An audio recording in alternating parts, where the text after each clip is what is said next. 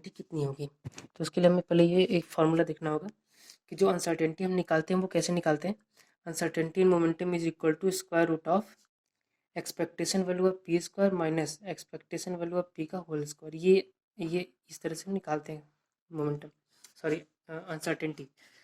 तो पहले हम टी इक्वल टू जीरो के लिए ये चीज़ निकाल के अनसर्टेनिटी निकाल के देख लेते हैं, फिर टी को किसी टाइम टी पे निकाल के देख लेते हैं। अगर दोनों सेम है तो मतलब ये टाइम पे डिपेंड नहीं करता है। तो अगर हम एक्सपेक्टेशन वैल्यू पी निकालना चाहें तो कैसे निकालते हैं, साई स्टार पी और साई। तो साई स्टार जब हम लेंगे तो ये वाला आई का माइनस आई हो जाएगा और ये मोमेंटम ऑपरेटर और ये वेव फंक्शन ऐसे ही। वैसे जब हम लोग पी स्क्वायर का निकालना चाहेंगे तो फिर से ये साई स्टार और ये पी स्क्वायर और यहाँ पे ये साई। और जब हम एक किसी दूसरे टाइम पे किसी टाइम टी पे साई वैल्यू देखेंगे तो ये इतनी आएगी साइन नॉट और इस टर्म से मल्टीप्लाई करना होगा। इसके लिए जब हम लोग momentum expectation value of momentum निकालना चाहेंगे तो साई स्टार और ये इसका भी कंजुगेट लेना होगा क्योंकि स्टार साई स्टार आता है यहाँ पे। तो Sai not star exponential I upon H bar E T और ये मोमेंटम ऑपरेटर साइन नॉट और ये वाला ये वैल्यू। तो हम लोग देख सकते हैं कि जो ऑपरेटर है उसमें ग्रेडियंट है, मतलब एक्स के रिस्पेक्ट में डिफ्रेंसिएशन है। तो अगर यहाँ पे कोई ऑपरेटर है जिसमें एक्स है तभी ये उस पर ऑपरेट कर सकता है और टाइम के लिए इसका कोई मतलब नहीं है। तो हम लोग बिना इस पे ये ऑपरेट कराए हम इस एक्सप्रेशन को यहाँ ला सकते हैं। तो हम देख सकते हैं कि ये दोनों एक दूसरे के कॉन्जुगेट हैं तो ये मिलके वन हो जाएंगे और हमें वही पुराना वाला एक्सप्रेशन फिर से मिल जाएगा। यानी कि डेल्टा पी सॉरी एक्सपेक्टेशन वाला पी अभी भी वही है जो पहले था। वैसे पी स्क्वायर भी उस पर डिपेंड नहीं करेगा क्योंकि ये वाला टर्म उसमें भी यही होगा कि डिफ्रेंसिएशन नहीं होगा और ये हट जाएगा। यानी कि जब एक्सपेक्टेशन वैल्यू ऑफ पी और expectation value of P square change नहीं हुआ किसी टाइम टी पे तो ये अनसर्टेनिटी की वैल्यू वही रहेगी, चेंज नहीं होगी। तो जो भी क्वेश्चन में दिया है एच बार अपॉन ए यही रहेगा। अब नेक्स्ट क्वेश्चन देखते हैं, क्वेश्चन नंबर 8। क्वेश्चन नंबर 8 में बोला है कि काइनेटिक एनर्जी को टाइम के रिस्पेक्ट में डिफ्रेंशिएट करना है और इसकी ये वैल्यू दिखानी है। तो इसको हम करके दिखा लेते हैं। तो जैसा कि हम फार्मूला मैंने पहले ही बता दिया था कि अगर हम किसी ऑपरेटर को टाइम के रिस्पेक्ट में डिफ्रेंशिएट करते हैं तो हमें उसका कम्यूटेटर निकालना होगा हैमिल्टनियन के साथ और प्लस उसका पार्शियल डिफरेंशिएशन टाइम के रिस्पेक्ट में। पर काइनेटिक एनर्जी टाइम पर एक्सप्लिसिटली डिपेंड नहीं करता है तो हम वो एक्सप्रेशन को नहीं लेंगे, ये जीरो है। तो 1/IH बार काइनेटिक एनर्जी की वैल्यू क्या हो जाएगी, P square upon 2m P square upon 2m plus V I upon H bar. और ये वाला फिर से हम फार्मूला जब लगाएंगे A comma B plus C का, तो A comma B plus A comma C, तो ये वाला टर्म तो जीरो ही हो जाएगा, दोनों सेम ही है। और इसके लिए जब निकालेंगे तो पी स्क्वायर वी 2m हम यहाँ पे बाहर ले लेंगे, ठीक है। तो 1/2m IH बार और ये एक्सपेक्टेशन वैल्यू ऑफ पी, फिर से वहाँ पे वो फार्मूला लगा देंगे जो मैंने पहले पेज पे बताया था A into B comma C का। तो P comma V plus P comma V और पी ये ऐसे हो जाएगा। और पी कॉमा वी का मोमेंटम और पोटेंशियल का जो कम्यूटेटर हम पहले ही निकाल चुके हैं क्वेश्चन नंबर 6 में, वो क्या होता है -IH पर D V upon D X. फिर यहाँ पे जो इसको पुट कर देंगे तो पी ये यहाँ पे पुट कर दिया और ये यहाँ पे पुट कर दिया, तो ये दोनों एक्सप्रेशन सेम ही हो गया लगभग, नहीं पी इधर है। तो -IH बार 2m IH बार और ये एक्सप्रेशन ऐसे मिल गया। उसके अंदर से IH बार कॉमन हो गया और ये कैंसिल हो गया, ये एक्सप्रेशन प्रूव हो गया, ठीक है।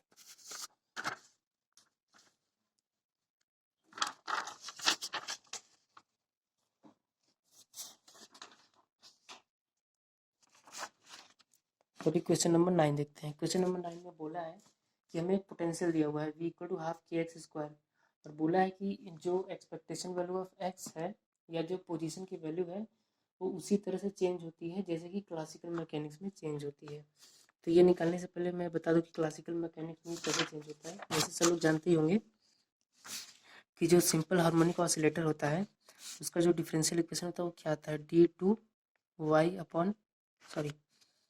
d2x/dt2 is equal to -omega square X होता है, जहाँ पे ओमेगा उसकी फ्रीक्वेंसी होती है और फिर जब हम यहाँ से x की वैल्यू को निकालते हैं तब क्या आता है, x is equal to A naught cos omega T, या फिर यहाँ पे साइन भी आ सकता है, साइन ओमेगा टी भी हो सकता है, और ए नॉट जहाँ पे एम्पलीट्यूड है। तो हमें दिखाने की क्वांटम मैकेनिक्स में भी ये जो पोटेंशियल दिया हुआ है इसके लिए x की वैल्यू कुछ इसी तरह से चेंज होनी चाहिए। तो उसके लिए हमें x का डबल डेरिवेटिव निकालना होगा। तो ये पोटेंशियल की वैल्यू दी हुई है, तो पहले हम उसका सिंगल डेरिवेटिव निकालते हैं। तो सिंगल डेरिवेटिव के लिए हमें उसका h के साथ कम्यूटेटर निकालना होगा, 1/IH बार, और ये commutator is equal to 1/IH bar, और ये हैमिल्टनियन हो गया। इसको जब हम अलग अलग करेंगे तो X P square upon 2m plus X comma V. अब ये वाला कम्यूटेटर जीरो हो जाएगा क्योंकि दोनों ही ऑपरेटर्स यहाँ पे मल्टीप्लिकेटिव टाइप हैं। मल्टीप्लिकेटिव मतलब इसको मैं करके देख लेता हूँ। जैसे ये क्या आएगा, X V minus V X. अब इसमें अगर मैं एक्स वी को वी एक्स लिख दूँ तो इसमें कोई बुराई नहीं है क्योंकि ये दोनों मल्टीप्लिकेटिव टाइप हैं। जैसे कि अगर मैं इस पर कोई किसी साई में इसको ऑपरेट करा देता हूँ तो X V psi minus V X Sai.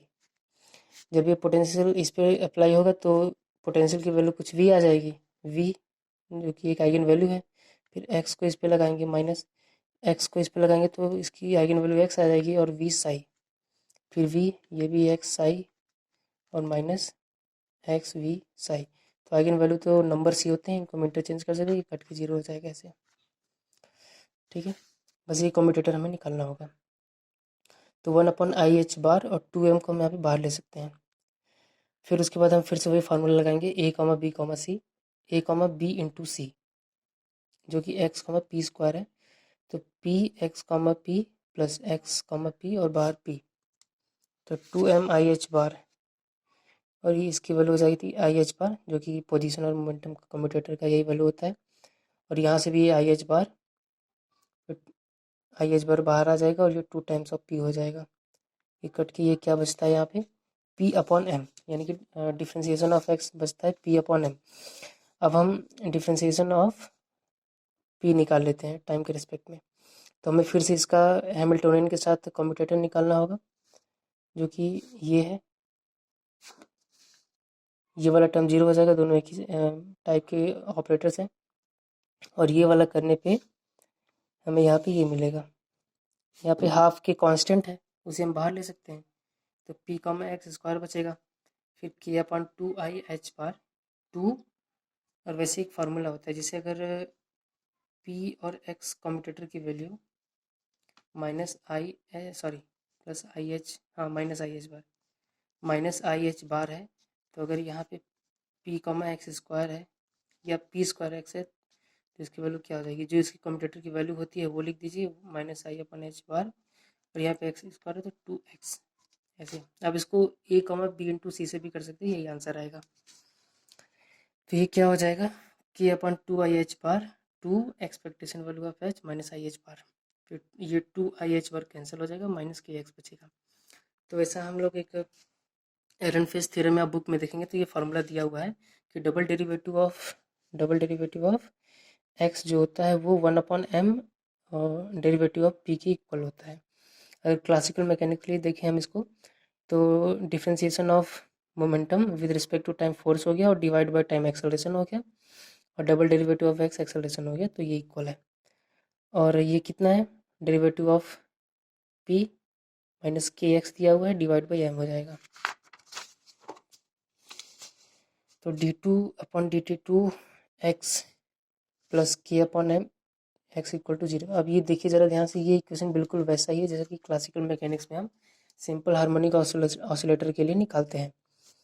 तो एक्स टी मतलब एक्स टाइम के साथ कैसे चेंज हो रहा है उसको हम ऐसे लिख सकते हैं, ये एक्स नॉट जो कि एम्पलीट्यूड है, टी इक्वल टू 0 पे एक्स की वैल्यू, और एक कोसाइन या साइन टर्म कोई भी आ सकता है यहाँ पे। ठीक है, तो ये प्रूव हो गया। क्वेश्चन नंबर 10 जो दिया है उसे हम कहते हैं वीरियल थ्योरम। वीरियल थ्योरम क्या होता है, उसमें हमें टोटल काइनेटिक एनर्जी और पोटेंशियल एनर्जी के बीच में एक रिलेशन दिया होता है जो हमें फाइंड आउट करना होता है। वैसे देखा जाए तो वेरियल थ्योरम्स पे एग्जाम में प्रॉब्लम्स ही आते हैं, वही ज़्यादा इंपॉर्टेंट होता है, तो प्रूफ इतना इंपॉर्टेंट है नहीं, फिर भी मैं इसे शॉर्ट में करा देता हूँ। तो यहाँ पे पोटेंशियल की वैल्यू दी हुई है v equal to lambda X to the power n। तो यहाँ पे पहले हम थोड़े से कॉन्सेप्ट यूज करते हैं। जैसे यहाँ पे दिया हुआ है, हम लोग जानते हैं कि differentiation of p with respect to time ये minus D V upon D X के इक्वल होता है, और v की वैल्यू दी हुई है लैम्डा एक्स पावर n। तो जब उसका यहाँ पे x के रिस्पेक्ट में डिफ्रेंसिएशन करेंगे तो लैम्डा n और x to the power n minus n हो जाएगा, और माइनस तो यहाँ पे पहले से दिया है हमने। और इसका हम x के साथ मल्टीप्लाई कर देते हैं, x D P upon D T, तो ये क्या बचेगा माइनस लैम्डा n और ये x to the power n हो जाएगा। वैसे ही अगर हम P D X upon D T की वैल्यू को लिखना चाहें तो D X upon D T क्या वेलोसिटी हो गया, और ये मोमेंटम, मोमेंटम इंटू वेलोसिटी, ये क्या हो जाएगा 2 टाइम्स ऑफ काइनेटिक एनर्जी। जैसे हम यहाँ पे देख सकते हैं कि half M V square is equal to kinetic energy होता है, तो M V square is equal to 2 times of K, और ये एम वी इंटू वी है, यानी कि P into V equal to 2 times of K. ठीक, तो इस तरह से आप समझ सकते हैं इसे। तो यहाँ से ये ऐसे हो गया। उसके बाद इन दोनों टर्म्स को ऐड कर देते हैं, इक्वेशन नंबर 1 और इक्वेशन नंबर 2 को। तो ये क्या आएगा, P D X upon D T plus X D P upon D T is equal to 2k minus, ये देखिए क्या है, ये lambda X to the power n, ये हमारा पोटेंशियल है जो दिया हुआ था v, तो ये एन वी हो जाएगा। और यहाँ पे क्या बचा, differentiation of expectation value of P x. अगर इसको हम u इंटू वी रूल से एक्सपेंड करेंगे तो यही बचेगा हमारे पास। ठीक है, और चूंकि क्वेश्चन में ऐसा दिया हुआ है कि ये स्टेशनरी स्टेट्स के लिए है, तो स्टेशनरी स्टेट्स में किसी कोई भी वेरिएबल की एक्सपेक्टेशन वैल्यू चेंज नहीं होती, वो कांस्टेंट होती है। तो ये जो वैल्यू है टाइम के रिस्पेक्ट में डिफ्रेंशिएट करने पे 0 हो जाएगी। तो जब ये 0 होगी तो ये हमें ये वैल्यू यहाँ पे मिल जाएगी, जो कि वेरियल थियरम, ये बहुत ही इंपॉर्टेंट थियरम है, आपको एग्जाम के लिए याद कर लेना चाहिए। उसमें क्या होता है, एग्जाम में आपको ऐसी पोटेंशियल की वैल्यू देता है lambda X to the power n, और पूछेगा कि काइनेटिक एनर्जी और पोटेंशियल एनर्जी में क्या रिलेशन है, या फिर मोमेंटम और काइनेटिक एनर्जी में क्या रिलेशन है। तो आपको इस थ्योरम को यूज करके इसे करना होता है। क्या करना होता है कि जो काइनेटिक एनर्जी है उसका 2 टाइम्स इक्वल होता है एन। एन क्या होता है कि पोटेंशियल एक्स पे किस तरह से डिपेंड करती है, आर पे, उसका पावर वो, और पोटेंशियल, ये इस तरह से हम यहाँ पे निकाल सकते हैं। Thank you.